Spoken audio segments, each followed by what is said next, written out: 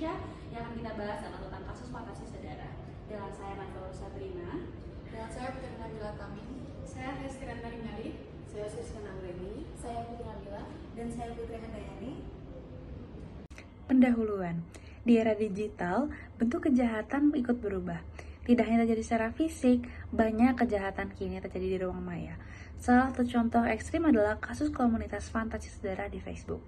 Grup ini menyebarkan konten menyimpang, termasuk kekerasan seksual terhadap anak dengan tema incest.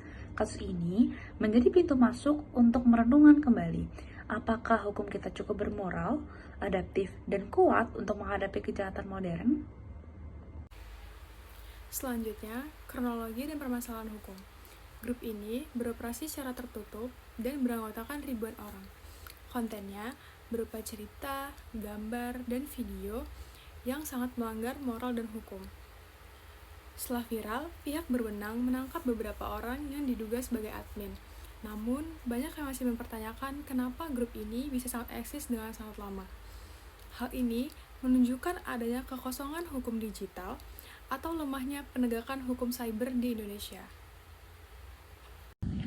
Perspektif hukum alam Thomas Aquinas. Menurut Aquinas, hukum sejati adalah hukum yang adil dan selaras dengan moralitas.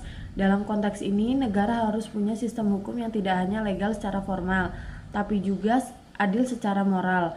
Jika hukum gagal melindungi anak-anak dan membiarkan penyimpangan seperti ini tumbuh, maka hukum tersebut kehilangan legitimasi sebagai hukum yang bermoral. Perspektif etika menurut Immanuel Kant. Bagi Kant, manusia harus selalu diposisikan sebagai tujuan bukan alat. Anak-anak yang menjadi korban dalam komunitas ini diposisikan hanya sebagai objek fantasi seksual, bukan manusia yang punya hak dan martabat. Maka dari itu, komunitas ini bukan hanya melanggar hukum positif, tetapi juga prinsip moral yang paling dasar, yaitu menghargai manusia sebagai subjek moral. Selanjutnya itu perspektif teori hukum kritis, di mana teori hukum kritis itu melihat hukum bukan sebagai sistem yang netral, tapi itu sebagai produk politik dan kekuasaan. Kasus ini itu menunjukkan betapa hukum di Indonesia masih lambat dan birokratis dalam menanggapi kejahatan digital, di mana grup yang sebesar ini bisa hidup lama karena regulasi dan aparat penegak hukum yang belum adaptif dengan perkembangan dunia maya. Artinya, di mana sistem hukum itu perlu dikritisi agar lebih responsif terhadap perubahan zaman. Kesimpulannya adalah kasus fantasi saudara bukan hanya kasus kriminal biasa, tapi juga sinyal bahwa hukum kita perlu pembaharuan, baik secara moral, etika, maupun teknologi. Filsafat hukum mengingatkan kita bahwa hukum harus adil, bermoral, dan melindungi manusia. Negara tidak boleh hanya reaktif, tapi juga harus proaktif dalam melindungi anak dan masyarakat dari kejahatan digital.